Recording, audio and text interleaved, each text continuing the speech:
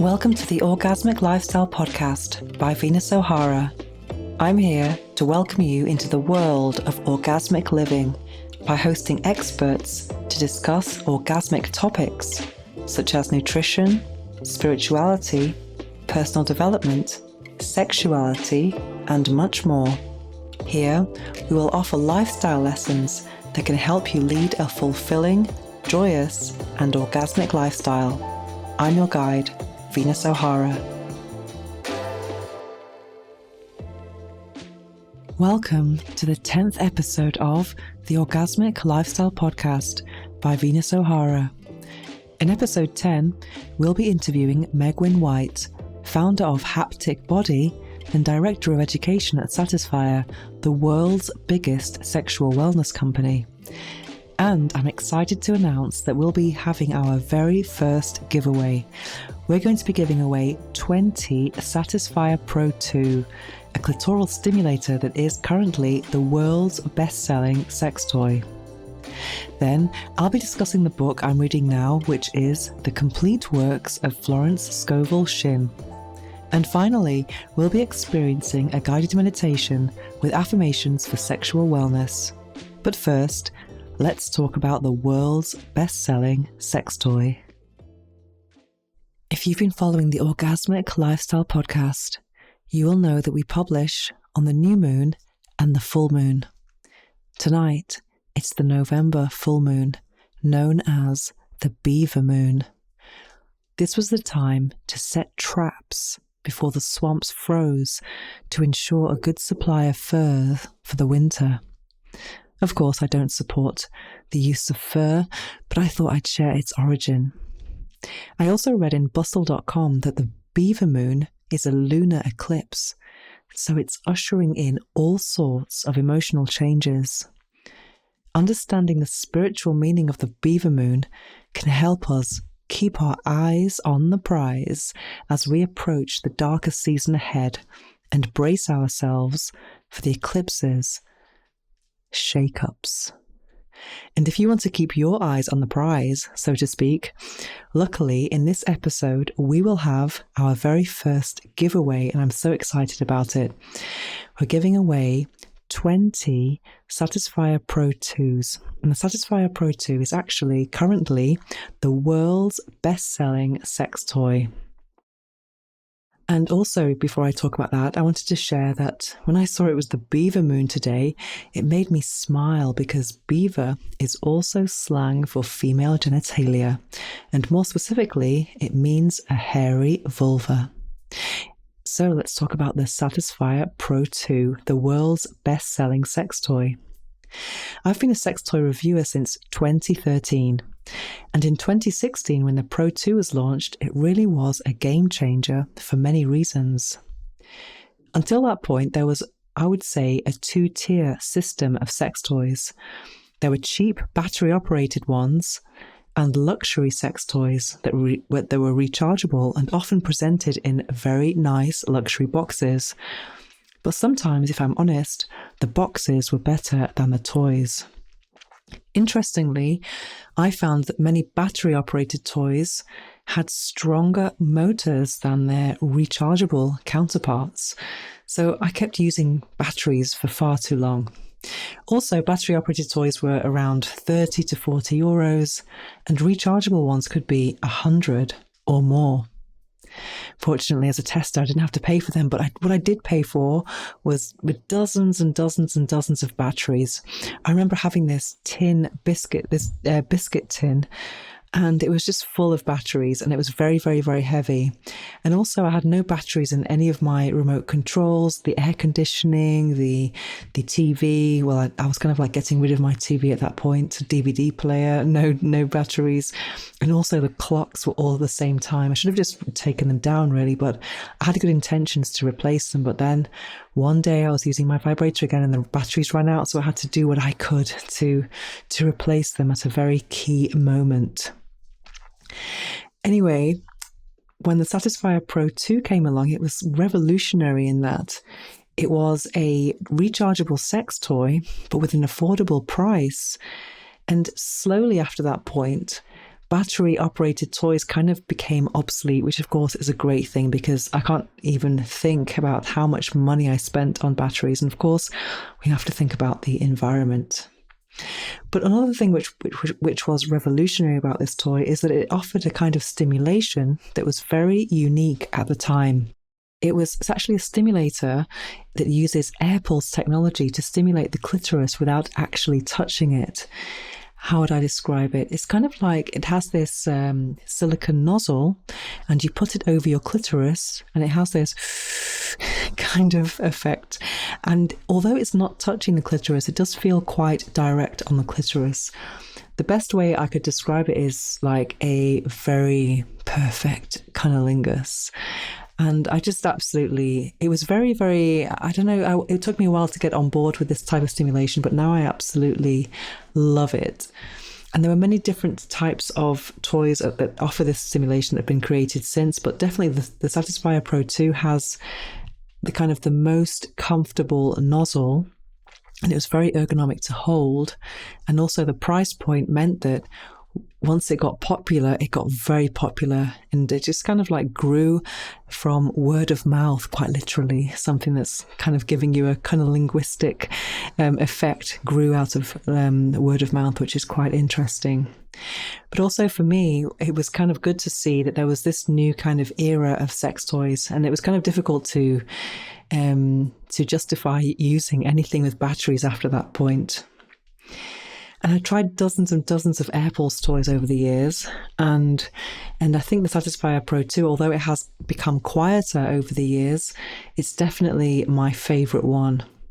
And I'm absolutely thrilled to be giving away 20 of them today. How cool is that? I always love doing giveaways, but to have 20 to give away is even better. It means it's it's always hard to find one winner, but it'll be easier to find 20. So if you'd like to actually have your own Satisfyer Pro 2 from this very first giveaway, all you have to do is follow the Orgasmic Lifestyle on Instagram and give me a like on my giveaway post. And if you leave a review for this podcast on Apple, then you will have a bonus entry. And I'll be announcing the winners on Friday the 10th of December on Instagram, so you can hopefully get your eyes on the prize around Christmas. Now it's time for this episode's interview. I'm going to be speaking to Megwyn White, founder of Haptic Body and Director of Education at Satisfyer. Megwyn, welcome to the Orgasmic Lifestyle Podcast. Thank you so much for taking part in this interview today. I'm very happy to have you here. You are an intimacy coach and the founder of Haptic Body. So tell me about what Haptic Body is and what inspired you to get into the sexual wellness industry. Well, so Haptic Body basically is a self-care sensual practice that works on regulating the nervous system, aligning the body, and also helping to connect us to the sensual reality of life through slow touch technology in particular, and also through tapping into the connections of the breath and also the voice. Oh, that's so interesting about the voice. Yeah, that's very interesting. So one of your principles at Haptic Body is that touch can expand neural connections to support brain function. Can you explain the process through which touch expands these connections? Sure. So first, we have to understand that skin and the brain were actually formed of the same material. In embryological development, there's 3 main materials that form the body. And so the skin and the neural receptors within the brain are actually formed of ectoderm. And so sometimes we think of the brain as this separate organ, but actually the skin is one of the most powerful mediums to actually tuning in and connecting into the brain and also touching every other system within the body because it's the most outer layer. So within the skin, it's kind of like a computer. We have different touch receptors. So touch receptors that connect us to grading forms of touch, vibration. We have temperature receptors, so the temperature receptors that help us to attune to what's cold or what's hot. And so these different receptors within the body are also helping to connect to an area of the brain called the hypothalamus pituitary adrenal axis, which is basically also in the way we process emotion. So what you can actually do through touching the bodies, you can actually regulate emotions, and you can actually unlock the capacity to experience the world through a wider lens. And so another way to describe it is like if you're under a lot of stress, if you have a lot of anxiety, you literally feel the world kind of narrowing in. Everything gets smaller. Your ability to perceive and connect also becomes narrowed. And so when we open up the connection to these neural receptors through the skin, a friend of mine always likes to say that my work is about grooming the nervous system. So it's about heightening that the perception of awareness so that you can experience just a wider reality, a much more, a reality which has more texture and color, which is more vivid. And ultimately it ties back into sexuality because, and I'm sure you know this, but like the more neural connections we have within the body, the more wiring, right, is fired, the more intense that orgasmic energy is, the fuller the experience. And so that's why it's also important to explore, different forms of touch and also different contexts through which we can explore sensory awareness. Well, that's fascinating. It makes me think about the people who aren't touched very often. Yeah, and it's, we've found that basically without the touch really plays an important role in health and longevity. So, people that aren't touched tend to also have, weaker immune system and also have difficulty oftentimes regulating the emotions. We are mammals. We're meant to co-regulate and connect through touch and also through expression. So a lot of my work really focuses on opening up the touch from the inside out. So like the voice, for instance, is a kind of somatic touch that we experience on the inside out, and it also reflects, an emotional tone, and it can also help to regulate others that we come in contact with. Well, that's absolutely fascinating. So what kind of touch techniques or tools are used for this process? So there's quite a few different tools. Most of the tools that I use are very natural. There's a tool called the dry brush. I use a kind of dry brush. prefer the palm brush because it does have a bit more of a stronger connection to the skin. And I'll use that to also make contact with the fascia that exists below the skin. And the fascia is kind of like the matrix of the structure within the body. It holds the muscles and the bones. So that's an example of one. Another is actually Himalayan salt crystal, believe it or not. Oh, wow. Because the body is bioelectric. So I'll use that on different points, different access points to kind of tap into that electrical matrix. And then there's also, may not make so much sense, but the sea sponge is also a really powerful tool to help unlock the connection of full body breath.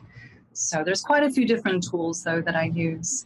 But the main kind of thing that really connects everything is something that I discovered about alignment. One of my mentors, her name is Yamana Zake, and she developed a technique called body logic and Yamana body rolling. And she's really a genius of understanding the alignment. And what I learned from her was that, everything is connected. And so as above, so below. And so she really taught us that, for instance, the body is built on these postural plates. And in particular, the face is a really key access into balancing the whole energy of the body. And so when I started to develop my work, it was really in learning how to access these connection points within the face that would help to create more space, more dynamic energy through the body. And then I started to learn that it was also tied to a neurological plexus called the vagus nerve, which is basically our the neurological plexus that allows us to connect to our sensory reality. And it's also tied to our voice and to the expression of the face. And it's a key neurological plexus that allows us to basically be intimate as mammals. It allows us to downregulate our stress response. And there's a wonderful scientist named Stephen Porges who developed a theory called the polyvagal theory, which has really influenced my work, in which he discovered that the upper circuits of the vagus nerve, which connect to the face and to the voice, are kind of like the king and the queen of the entire nervous system. And so what I really learned was it's not just alignment, it's also our ability to emote and to express and connect in authentic ways that also help to balance the entire expression of the body. So that's kind of it in a nutshell. I know it's sometimes a little hard to translate, but that's fascinating. So I guess, I mean, we know that we just express so much emotion in our faces anyway. Yeah. So would you recommend, I saw a picture on your website with one of those face brushes, and I've had one for years. I did find it a bit harsh though, but now I've started using it just to exfoliate. Yeah. So and also a dry body brush. So what are these the tools that we could be using every day just to kind of... Yeah. So there's different ways that people have used those tools historically, and a lot of them have been sort of more tied to moving lymph within the body. In my work, I don't as much focus on that aspect of it. I focused more on sort of accessing the structure and the alignment. So for instance, with the dry brush, we don't really use it. I don't really use it a lot, as a sort of brushing through the skin, but more anchoring different points. So for instance, the cheeks, let's start with this first, that the bones of the skull are separate. There's different bones that form the skull. And then there are, of course, muscles that also connect to these bones. And so when you access different touch points throughout the face, for instance, like the cheekbones mirror the connections of the ribs. So as we age, for instance, there's a general collapsing kind of down and in. We start literally kind of collapsing in on the body. So for instance, you'll see old people, they shuffle their legs, kind of shuffling. With the face, the same kind of thing. Everything here starts to collapse. So you can use those tools to start to open things up. In particular, as you start to learn how to connect the breath throughout the entire body. So for, the breath when we're babies expands all the way up into the top of our head and all the way down to the lower part of our body, even into the feet. And as we age, we start to lose access to that. And so my work really helps for people to actually see, becomes a feedback tool to actually learn how you can breathe literally into the skull to start to open up the alignment of the body. And as you do that, you can also shift your state. You start to feel more bliss, more safety, just, a more holistic connection to the body. So is that kind of like a facial reflexology in some ways? Yeah, in some ways it is. And I'm sure that there are absolutely, access points into, the ancient system of acupuncture and that sort of thing. I haven't come into an awareness of my work through that angle, but I know that when I started doing this work, it really just, other things started to improve my skin, and just a general feeling of health throughout my body. And then as we tie it back to sexuality, starting to really experience how important the O face is. Oh yeah, speaking of that, actually earlier today I was I'm really into natural cosmetics, and I did a green clay face mask, and I mixed it with some jojoba oil and some water, and I put it all on my face and neck. And as I was waiting, I just thought, I'm going to have an orgasm now. And then I found that my orgasm was almost limited because I couldn't move my face. I was going to ask you about that. Do you think that's true? Because I felt like I couldn't, obviously it was just it was all dry by then, so I couldn't really express myself. Yeah, no, absolutely. Because again, the face is like the king and the queen Mm-hmm. for regulating the nervous system. And then when we talk about those postural plates, it's important when you're thinking about orgasm, because orgasm is all about unlocking energy, Mm-hmm. right? Bioelectric energy. And most people know it in terms of, the Kegel muscles, right? The pelvic floor muscles are responding. But there's many different diaphragms that basically contract and release when we're experiencing orgasm. And the top is actually the palate. And Wow. in order to unlock, right, that those higher notes, right, of orgasm and that really intense sort of upper flow of orgasm, we have to be able to move and connect to the sensuality and the suppleness, and those subtle connections that all tie back into the nervous system and allow us to basically kind of marry, the body. In terms of intimacy, we're of course connecting with a partner, but we're also of course connecting with ourselves, and the face is really, really a key aspect to that. I like to do face mask after orgasm. Oh yeah, maybe it's what next time. But I just thought our time was limited, so I thought I would make the No, I most of love the that. waiting time. And there's also I learned something new as well. And another restriction can be when you want to be quiet because you live with people. Yeah. That's another kind of thing that can kind of impact the orgasm. I guess we can bite the pillow, but it's not the same as just going ah. It's a really big expression. Yeah. Yeah. I mean, there's and everybody of course expresses differently, and it's important to note too that, like, obviously there's a lot of women that fake orgasms. So I'm definitely not talking about just making sound for the sake of making sound, but it's really in what are called prosodic sounds. So those are specifically the sounds that connect back into the somatic part of the body. So they're the vibrations that communicate the emotions. So, for instance, the way you would connect with a baby, you make different kinds of sounds, and we've actually found that those sounds are actually helping to lay down the neural connections within the brain to support the immune system. So these sounds are vibratory sounds that are experienced more through our viscera. They're more primal. And so they can be also very quiet, just like even just keeping the mouth closed, but vibrating the lips.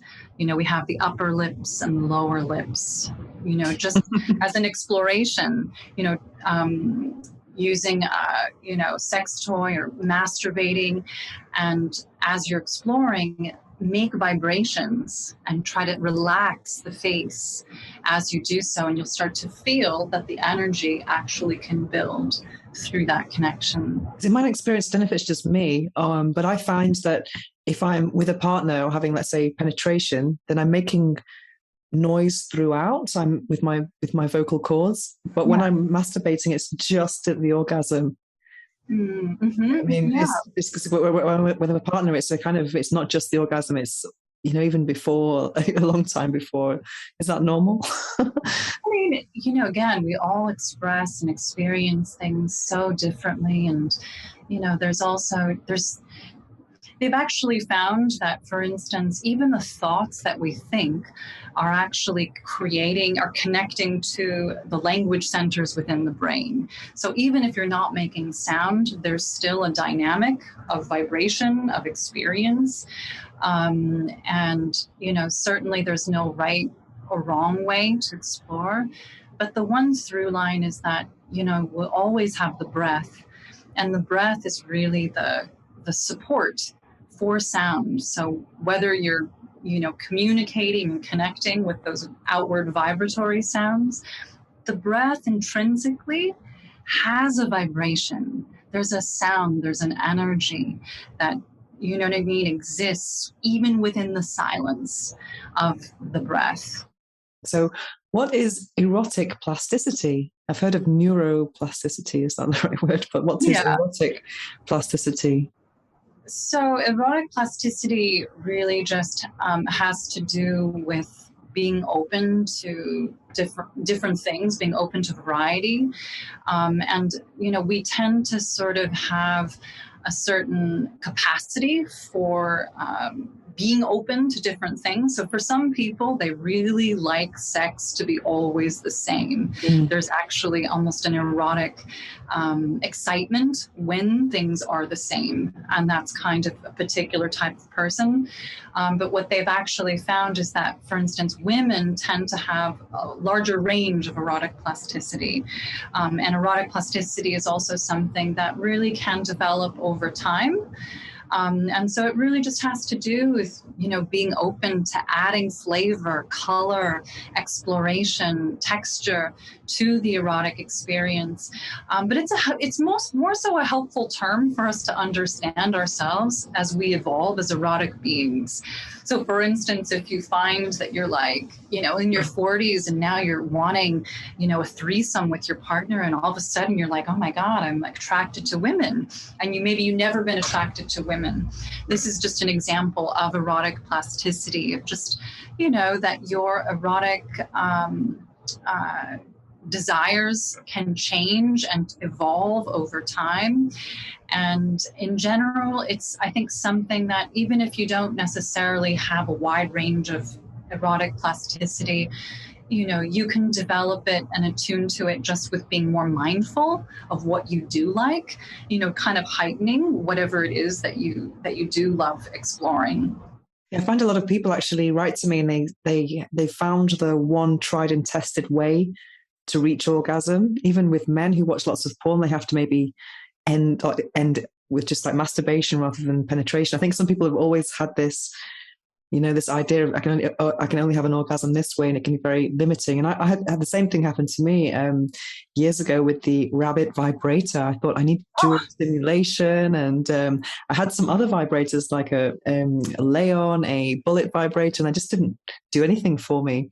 And then one day, the rabbit vibrator broke, which was actually a blessing in disguise, because I was kind of forced in the nicest possible way to learn other ways to have orgasms, which was really great. And I realized that the thing that stayed the same were the erotic triggers in my mind. It was nothing to do with the toy. So now 700 toys later, I found that, most of them, 99%, success rate, they've mostly, but that's because I've been able to change, the external stimulus all the time, but the internal is quite similar. Yeah, no, I think that's so true. And it's just, even just having that willingness and openness, to kind of lean in and become curious about some new form of stimulation. I mean, you've made that your work. That's incredibly enriching. And I think that is huge, especially as we, move through the aging process. Like, we tend to narrow our opportunities for sexual pleasure if we just think about ourselves as though when we age, we're going to lose, that sexual impulse or that sexual connection. That if we actually start to think, no, instead of we're losing it, it's actually evolving, it's changing, it's becoming dynamic, perhaps in a different kind of way. And like, for instance, for women that are going through menopause, perhaps penetration is not the end all be all, could be painful even for some, but exploring, accessing sexuality through, different parts of the body or even through creative outlets can be really, really important. So yeah, in a way that's, how we could think about erotic plasticity kind of supporting us throughout our lifetime. Yeah, I think for me, when I started having sex, like maybe like lots of people, it was all defined by penetration. And I could have like penetrative sex maybe 5 times a night, and it was like boom, boom, boom. Whereas now, even when the men change as well as we age, they maybe can't do 5 times a night. So it's always different, and there tends to be more emphasis on foreplay and sensuality, which is just fantastic. The best part, I think, sometimes, because I mean, we're not touching all of the body a lot of the times in sex. I think it's so important to touch all of the body, not just the the breasts and the genitals and the ass. Mhm. You miss out on so much, so many areas. When I had a tantric massage a few years ago, I did a collaboration with a tantric massage center, and I didn't realize that, my ankles could be erogenous because they were like tickling around the ankles and behind the knees. It was like, oh my God, it was really amazing. Yeah, absolutely. The whole body is erotic. I mean, I honestly once had one of the most amazing orgasms of my life through my ear. I tell that to Wow. people and they're always like, really? Yep. It's, just there's just so many areas within the body that are so erotic, but we have to be able to kind of slow down sometimes in order to be able to feel and to explore that. And so much of eroticism is just about attention. Mm. When you have a lover, right, that's like really attentive and attuned to every little aspect of touch, that in and of itself can be incredibly erotic. And it's a great thing. It doesn't come down to a particular technique or a specific erogenous zone.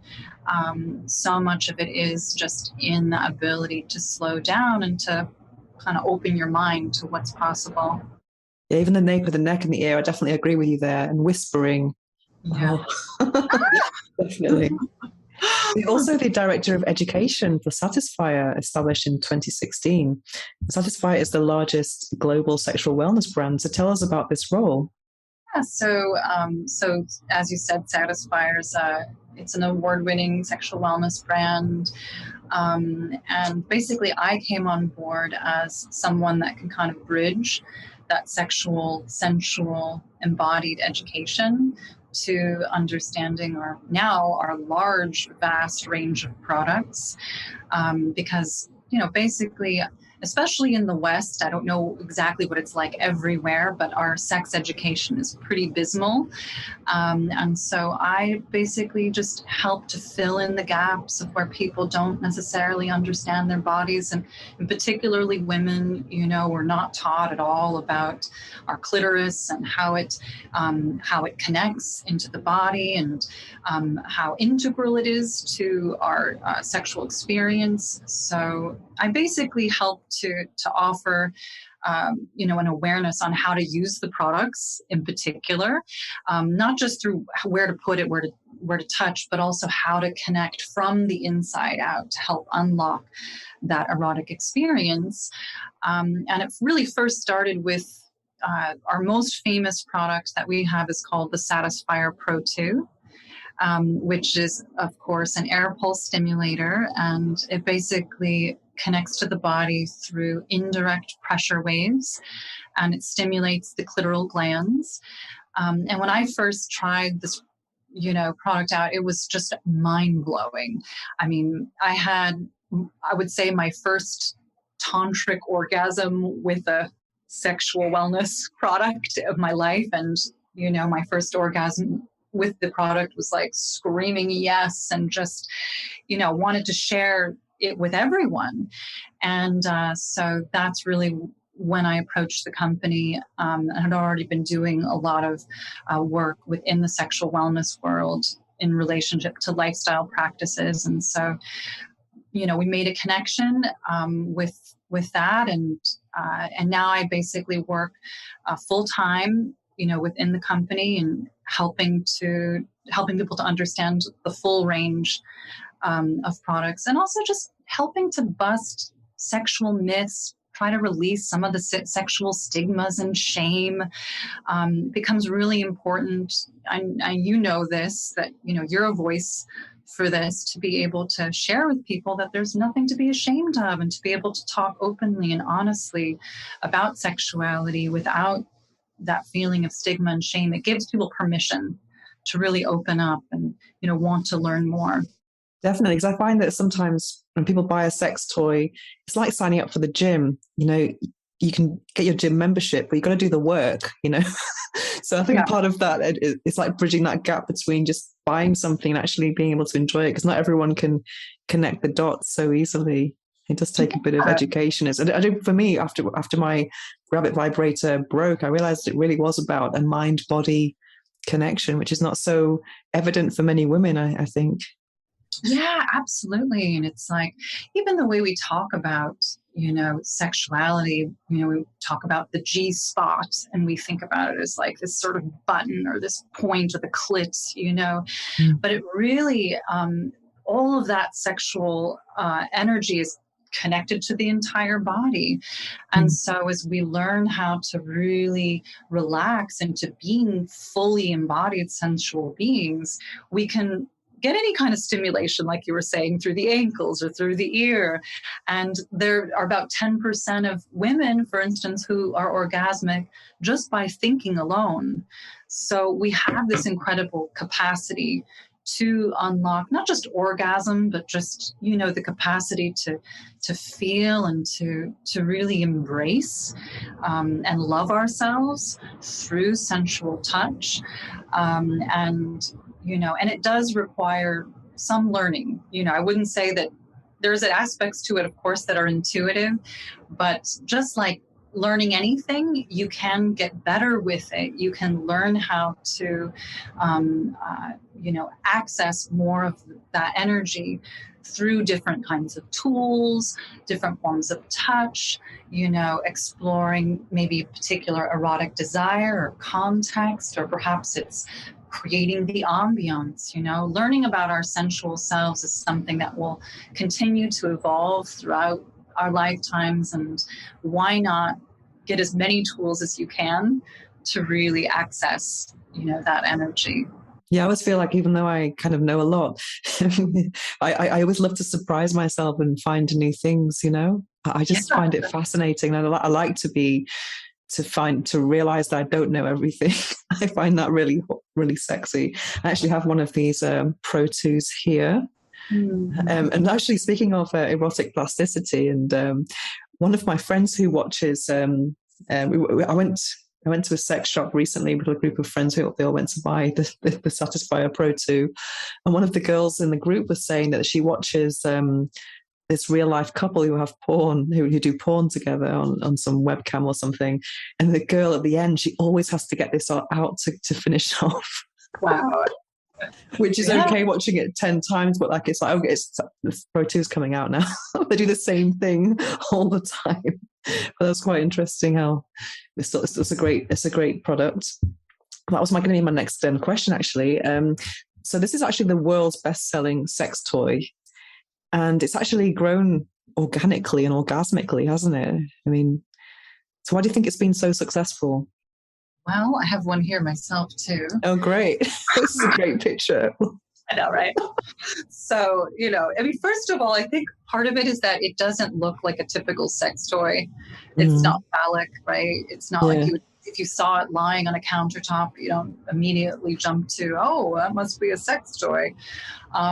But it also just, in terms of the functionality, what it does with those indirect pressure waves is, first of all, it creates a seal, with a little hole here that connects around your clitoral glands. And I have a little clitoral model here because I thought maybe we would show that, great. Right? So this is the clitoral gland. So that's just the external portion.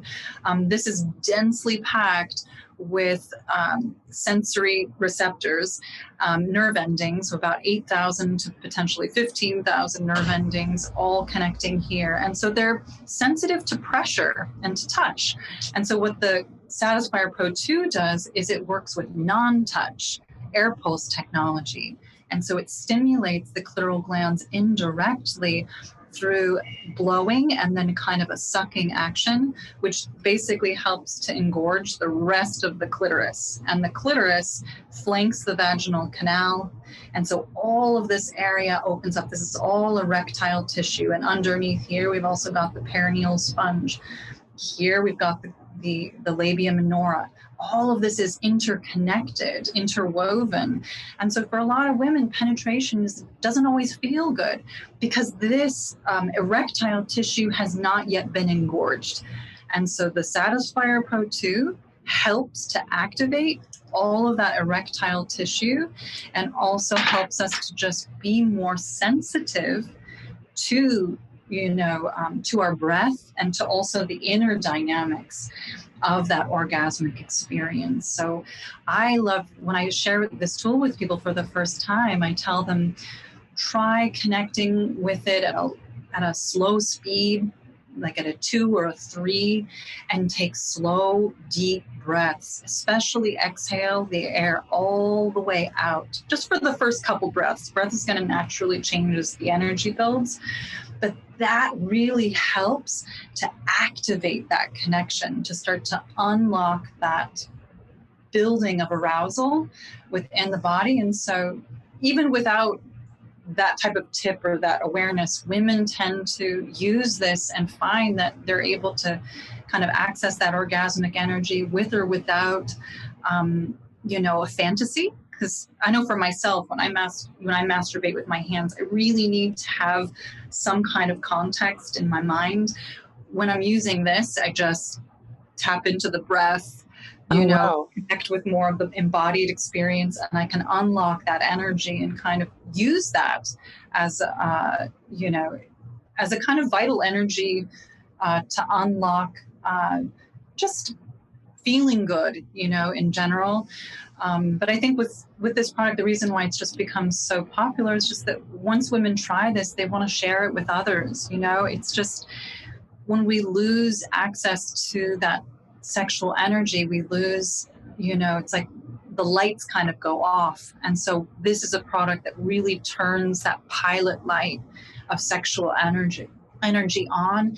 And you can use it, in the middle of the day. Like you can use it as a lifestyle tool, as we were talking about the skin. Yeah, Use it as part of your skincare regime, That's fascinating. But it really has been successful due to word of mouth, hasn't it? It hasn't really been a global campaign. It's just been people sharing it with their friends, which is incredible. Which just shows that our society has evolved about sexuality and just keeping it. It's been too good to keep a secret.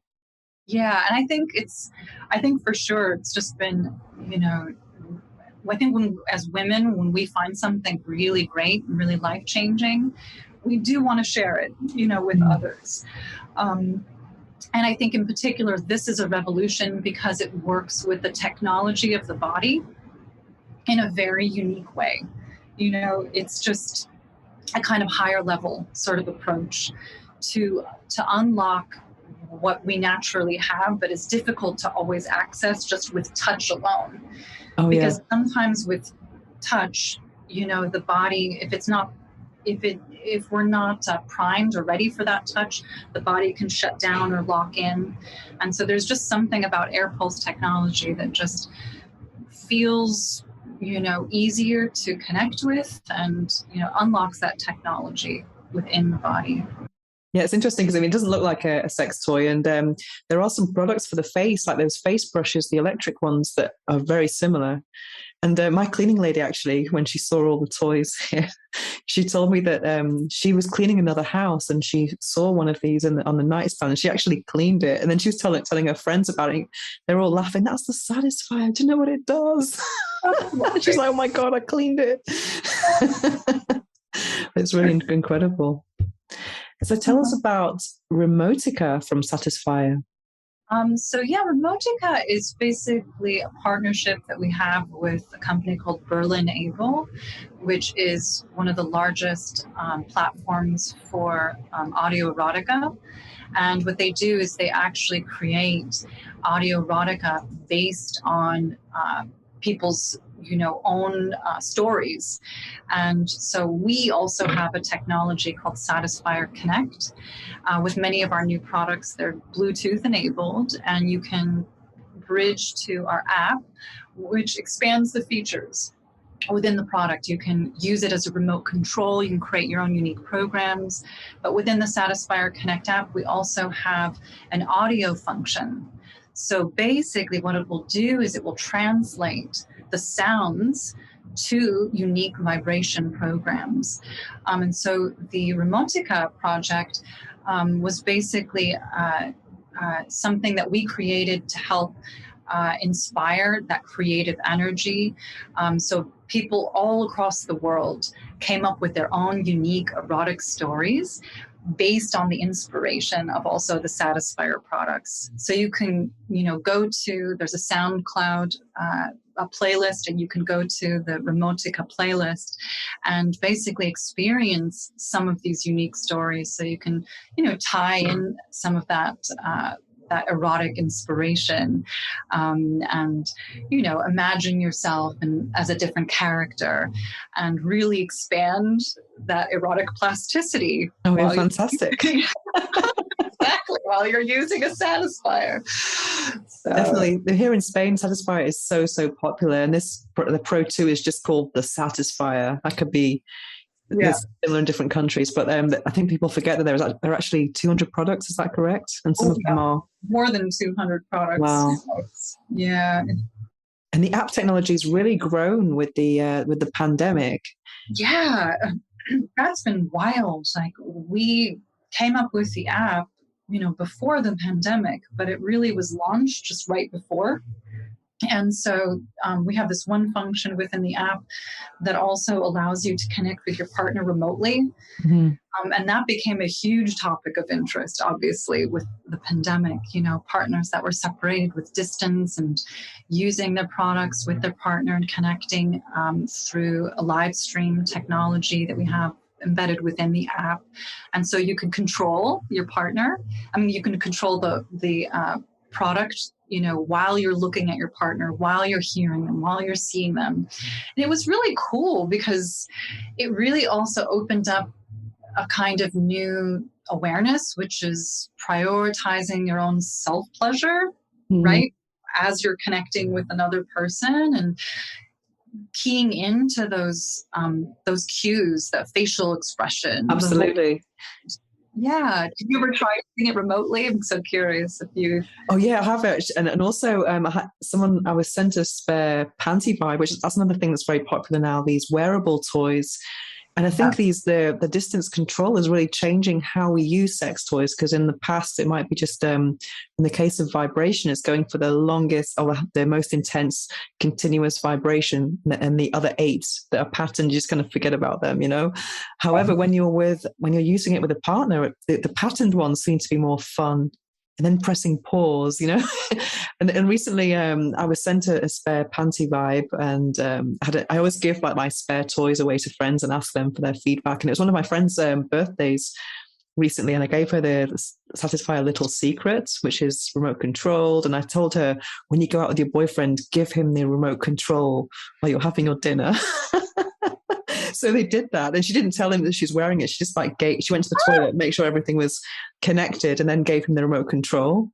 Yeah, which is really fun. But he obviously, you could just see from her face what was happening. So it's going back to the face, being an indicator of what's going on. And also every time the waiter came, he was like pressing.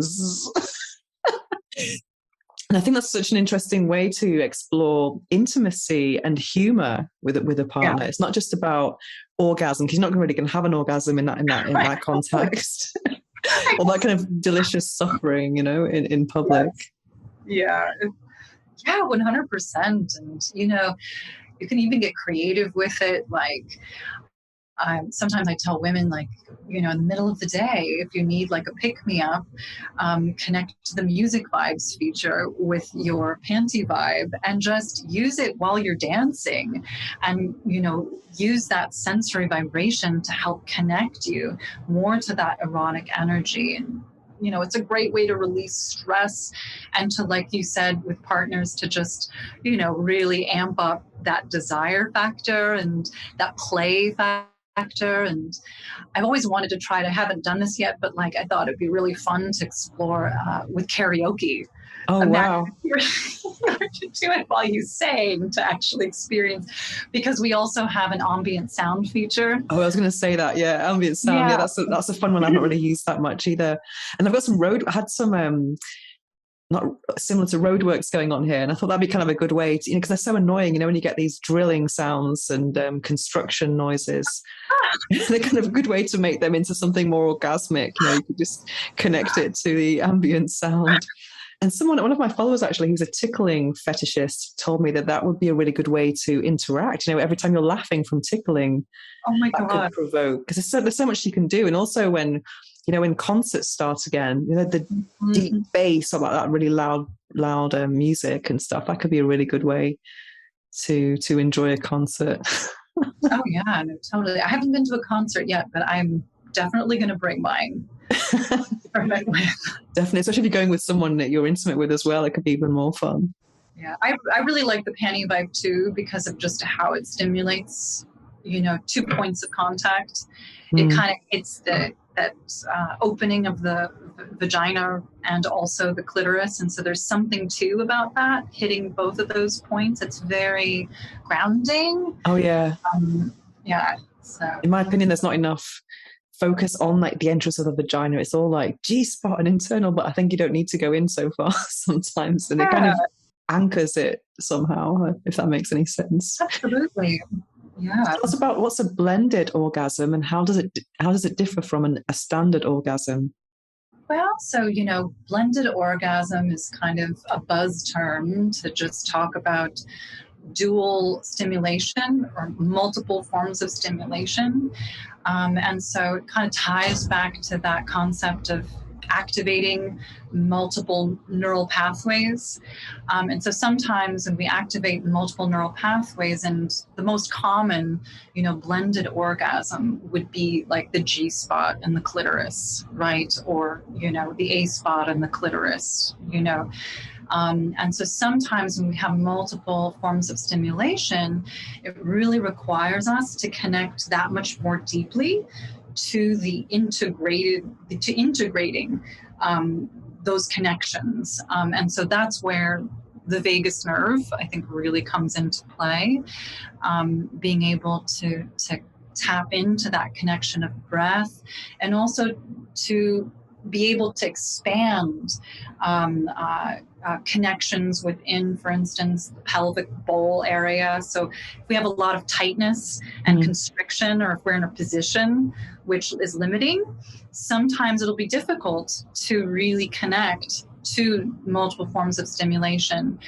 But when we do have a blended orgasm, we have access to multiple neural pathways. There's this potential for more deeply visceral kind of orgasm, or full-bodied orgasm, if you will. And it's really great for helping someone to let go, to really allow themselves to fully, embrace just opening up and letting go and not trying to control so much the experience. And so, it definitely ties back to also the O face, to be able to really tap into that capacity to really let go and to give yourself permission to be primal, to really access that energy. You can tap into many different forms of stimulation and be able to access that orgasmic energy. And, we think about like shame or inhibition, right? It really manifests in our face and, in how we're breathing. So blended orgasm, I think, also serves many different functions. It's a really wonderful way to just overcome those blocks and those insecurities, those places where we might feel a lot of shame. And of course, there's many sex toys that definitely focus on that, like the rabbit. Oh, yeah, of course. So do you think dual stimulation is actually more beneficial? I think it can be, because in general, if we access multiple pathways of connection, it can give us, deeper sensations, and again, help us to really let go and to open up. But I think, again, I really always come back to everybody has a preference. So, for instance, if clitoral stimulation really works for you and that feels good, then explore that. But if you want to start introducing dual stimulation, you can start with it in a very gentle way. So, for instance, Kegel balls are really great as a way to start to tap into the blended orgasm, because it's a sort of light blended orgasm. You can use the Kegel ball internally to access that clitoral urethral complex, that basically that area where the clitoris is flanking the vaginal canal. So that becomes a kind of feedback tool. And if you really love clitoral stimulation, just keeping the Kegel ball inside will help you to start to unlock more of those neural pathways and to become just more deeply connected to your orgasm. So that was something that I stumbled upon, and with the Satisfier, actually, it was like, oh wow, if I use a Kegel ball, it becomes a really great way to also be kind of hands free. I don't have to hold anything, inside to stimulate. I can just focus more on my breathing and more on just unlocking that, the pleasure, without having to hold something inside.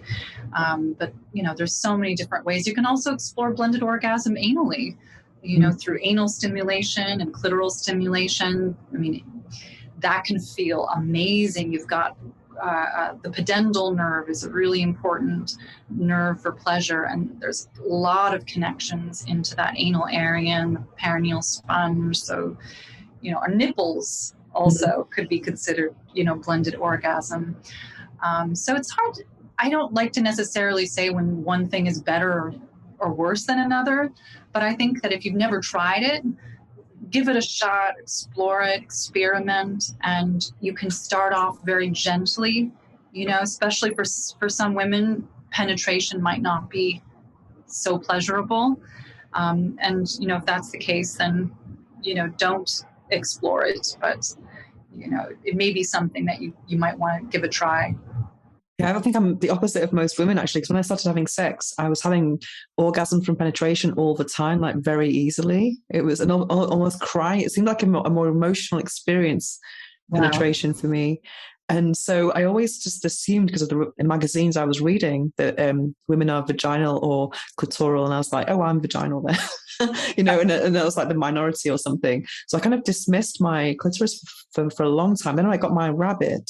I was having a bit of dual stimulation, but then when it broke, I just learned how to use external stimulation. I found that really mind blowing. So I was capable of something I didn't know I could do. Wow. And I only had my first orgasm with cunnilingus maybe 7 years ago, because I'd learned that how to just enjoy external stimulation. And yeah, so it was really interesting how, you can think you're one way and then you can learn new methods. Erotic plasticity, definitely. Yeah, absolutely. It's just like with the brain, I think it was Dan Siegel. It says nerves that fire together, wire together.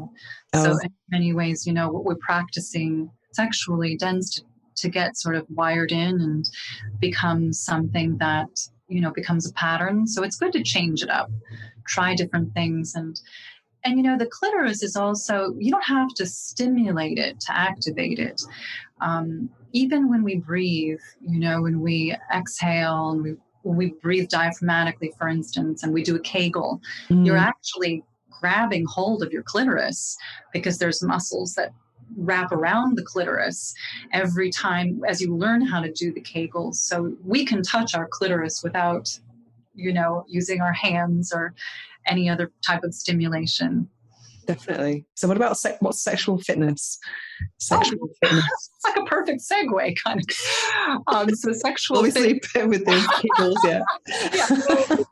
So, sexual fitness is just really looking at strengthening and stretching the muscles that support sexual receptivity. So obviously, in particularly, Kegel strengthening, is an essential for supporting your genitals, supporting your ability to sexual response system, especially as we age. These muscles tend to atrophy, and this is important for men and for women. And so it's just incorporating those types of exercises into your fitness routine. But there are also practices like yoga or other forms of physical training that are more proprioceptive in nature. Those will also help to strengthen those muscles in a more indirect kind of way. And you can also incorporate Kegels into your workout, whether you're working with, weights, kettlebells are really big, right now. Really understanding how to, let's say, if you're swinging the ball, how to access that Kegel at the end of the movement can really, you're basically helping to strengthen not just, let's say, your arms, if you think about it in kind of a more limited sort of way.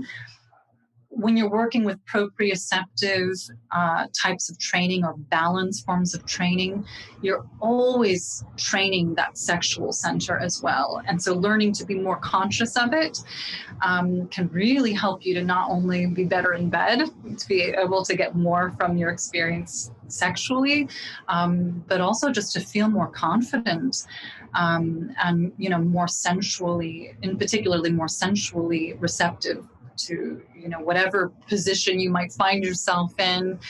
And obviously it also informs how we hold ourselves as well. I love hyperpressives. I've been to a few classes of that. You know, hyperpressives, when you're doing stomach, when you're sucking your stomach in a lot, and then you're combining it with breathing. It's like, I can't really describe it, but it was like so when people do those, I don't know what it's called in English, when their stomach kind of goes like concave. Right. And it's a very advanced breathing. Yeah, I mean, that kind of dates back to pelvic floor as well. Yeah, like a lot of yogic traditions would do a lot of breathing techniques, which really incorporate those deeper core muscles. And one of my first forms of fitness that I ended up studying was yoga and Pilates. And obviously Pilates is, you know, very incorporates a lot of those Kegel muscles. And but the problem sometimes too is that these muscles can also be difficult to feel and to know when you're actually utilizing them. So it's cool how fitness has actually evolved, I think, over the last 20 years. If you think about yoga didn't even really originate in the West until it was like the late 60s, you know, and now there's a yoga studio on every corner. And now people are much more aware of the muscles within their body, of how things connect. We've become much more sophisticated in how we condition and support our body. And so weaving in sexual fitness inside of whatever kind of modality you're exploring can be really, really beneficial. Not just for the strength of your body, but also, you know, it's really helpful to know how to contract those Kegel muscles while you're having sex, how to use those muscles to help build the energy within the body. And even if you're single, especially if you're single, you can't just let it go rusty. Yeah. Keep everything oiled up and working. Yeah. If we don't use it, we lose it. And definitely. So a couple of quick questions. What's the book that changed your life? Well, so, you know, I love books, but the book that came to mind was Watsu, Freeing the Body in Water by Harold Dahl. And this is it's a book that really explores this technique of body massage that's in the water called Watsu. And Watsu, for those that have never tried it or explored it. Have you tried Watsu before? No, but I love it. I'm always trying different spa treatments every month. So I'll have to look it up. You would love it. You would love it. So basically what happens is the practitioner holds you in water and supports your body. And the water basically creates a buoyancy of support so that you can explore stretching and mobilizing the body and freeing up those restrictions. And a lot of those restrictions they're coming also from our emotions, right? They're sort of somatic.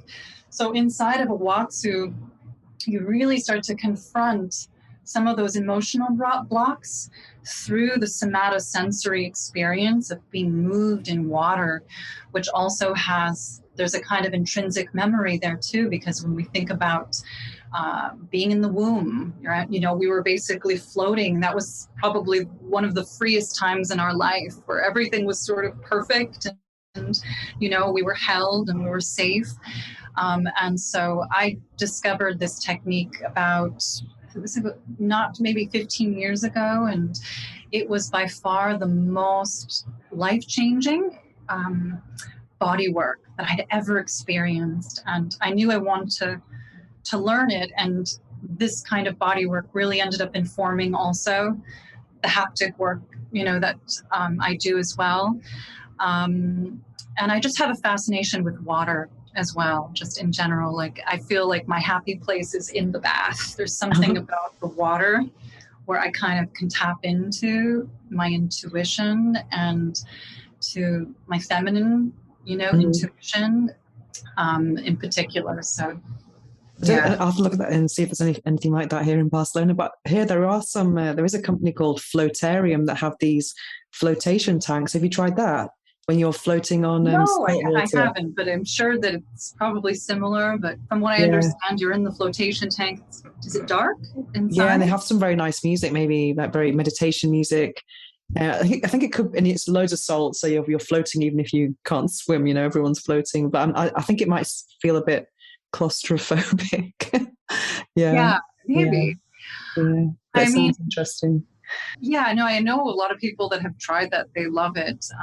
Watsu is a bit different in that it's really about kind of mobilizing, and there's an intimacy to it as Mm. well. But that book, though, is just such a great book. Like, even if you're never going to explore Watsu as a modality, the originator, the creator of Watsu is this wonderful man named Harold Dull, who has a very Zen type of approach. He really sees things through this very Zen kind of lens.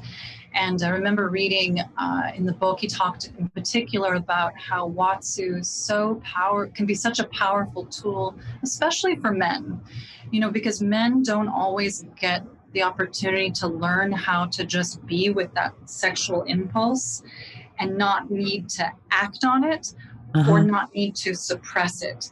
And so I think in a lot of ways, culturally, there's not a lot of ways for men to really practice being able to be with those sensual feelings that might arise, but not need to act on them and also not need to repress them. It's just about being free in the water. And what we know about babies is that even in utero, babies masturbate. Wow. So, we're sexual beings from the time we're, in utero till we die. So it's something that we don't always think about. I'm gonna check it out. And around the corner from here, there's a thing called aqua bike, which is like spinning in the water. Oh, yeah, I heard about that. Have you tried that? No, no, but Sounds it's like be fun. yeah. Because I was doing spinning because I just joined a gym recently, about 6 months ago, to get the pandemic layer off. I was doing spinning for a while, but it's just so boring. I'm just more into weights now. I much prefer weights. Yeah, I mean, and that's something that changes too over time. Mhm. You want to use what you want, what you want to use in order to strengthen and support your body. But I think especially as we age, we need that weight bearing strength. Yeah. Definitely. So, what's the phrase or affirmation or quote that you live by? Well, as we spoke about before, I don't necessarily live by this quote, but this was a quote that I thought was really beautiful and that I could say, yeah, that is something I probably do live by. And it's actually a quote by my favorite poet named Jalaluddin Rumi, who is a 16th century Sufi mystic poet. And the quote is, "In order to understand the dance, one must be still. And in order to truly understand stillness, one must dance." And so I think that idea of being able to be connected and be able to move with life, but also be able to also tune in to the stillness, to the emptiness, to the unknown, is something that has really informed my experience. And also sometimes when there's a lot of chaos, let's say, in our minds, where there's a lot of emotional upheaval, returning back to that stillness, being able to tap into the unknown, oftentimes that's when, there's new insights, there's new awarenesses that can emerge. And also being able to be sensually embodied is about embracing the dance of life.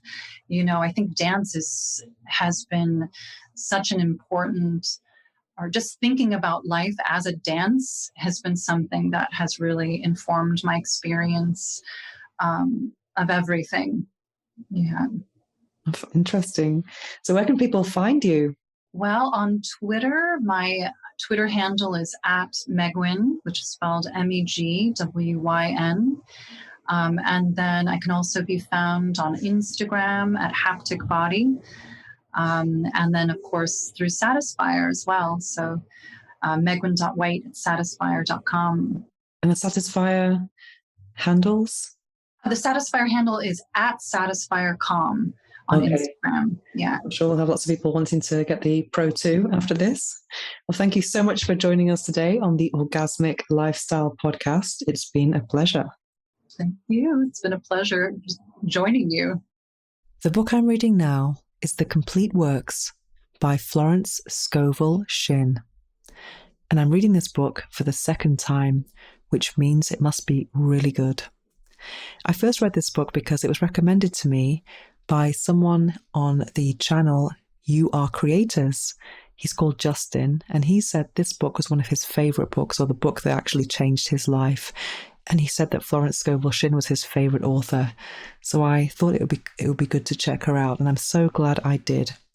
The Complete Works comprises The Game of Life and How to Play It from 1925, Your Word is Your Wand, The Secret Door to Success, and The Power of the Spoken Word. Even though this book is almost 100 years old, it's still timeless today. And many of the works are based on affirmations, and I absolutely love affirmations.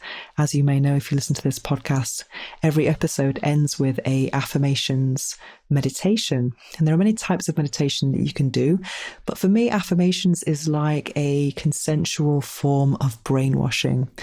You don't have to be listening to them, or you could be sleeping, you could be working, but you've got these messages going into your subconscious. And there's actually lots of science to support affirmations as well. So that's something I really like. And I also love creating them as well. And you can find many affirmations, meditations on popular topics such as abundance, health, love, etc. But here on this podcast, I try to make ones that don't exist anywhere else. For example, today we've got sexual wellness affirmations. But back to Florence Scovel Shinn. She was an American artist and book illustrator who became a New Thought spiritual teacher and metaphysical writer in her middle years. In New Thought circles, Shinn is best known for her first book, The Game of Life and How to Play It, which is a great book. But my favourite one is Your Word is Your Wand. I'm going to read to you some of my favourite affirmations from this book. And one, she just make lots of references to God. And I know some people might find that problematic, but you can actually replace that with the word universe if you prefer. But anyway, let me get to my favourite affirmations. One of them is, I have a magical work in a magical way. I give magical service for magical pay.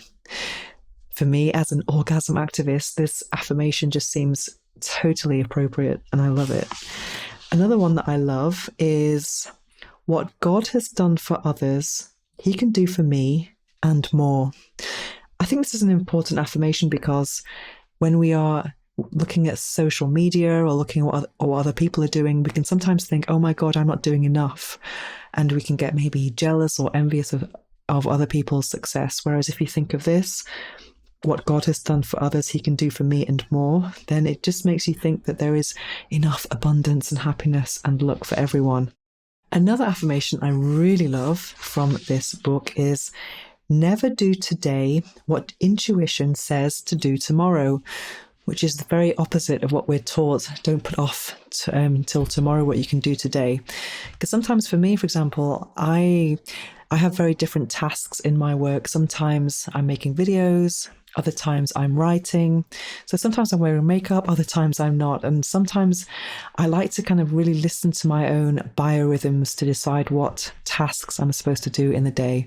And for example, I was supposed to record this podcast 2 days ago, but I just wasn't really feeling it. So I decided to never do today what intuition says to do tomorrow. So I decided to do it today instead. And I'm hoping it's worked out best that way. But yeah, I highly recommend this book, The Complete Works of Florence Shinn. And from what I can gather in the book, that people went to her for advice when they needed some help in life, and she created these different affirmations for them. And she always talks about saying them out loud. So when I was reading the book, I was actually reading them out loud and sometimes repeating them up to 3 times in the hope that I was brainwashing myself for a more abundant life. Highly recommended. Now it's time to slow things down as we prepare for this episode's guided affirmations meditation. It's probably not a good idea to listen to this while driving or operating machinery. Instead, take a break from whatever you're doing, get comfortable, take a deep breath, and enjoy.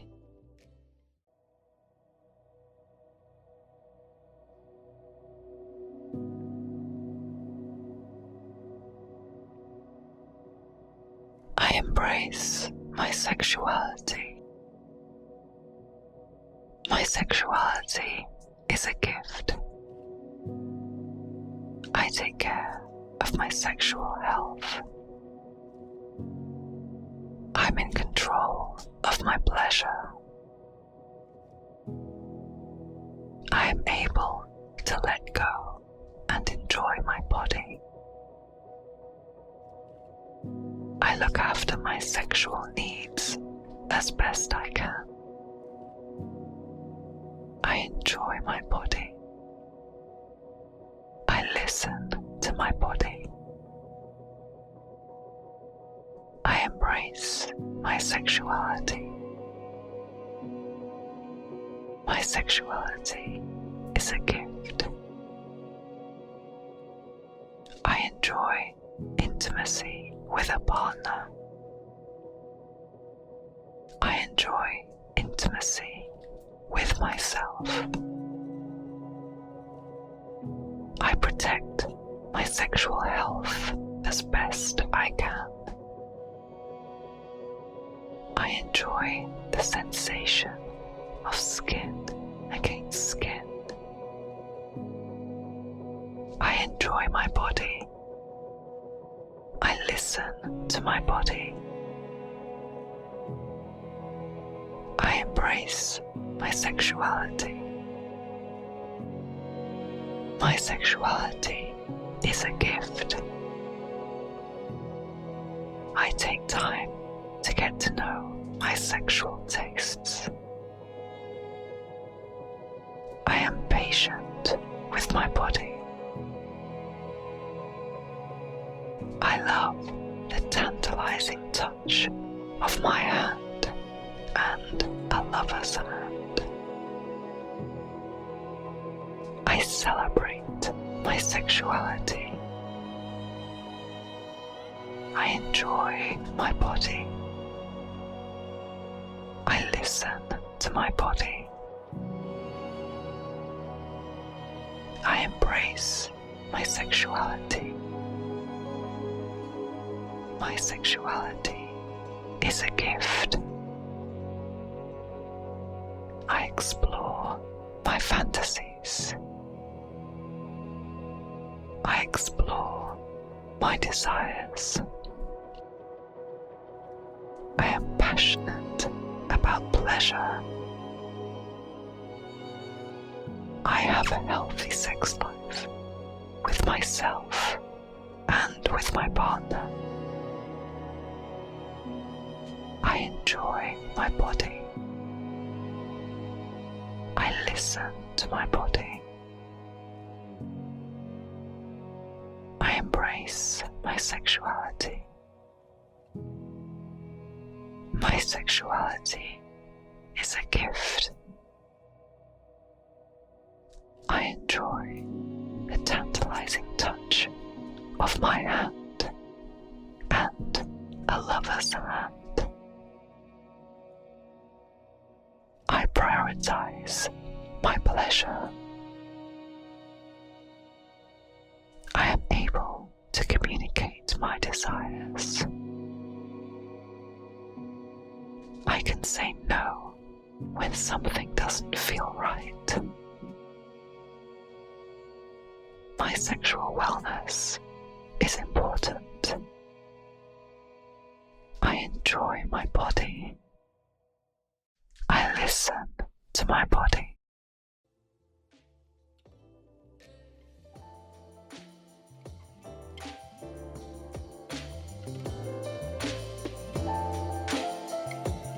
To find out more about me and my orgasmic lifestyle, visit venusohara.org or follow me on Instagram at instagram.com/venusohara.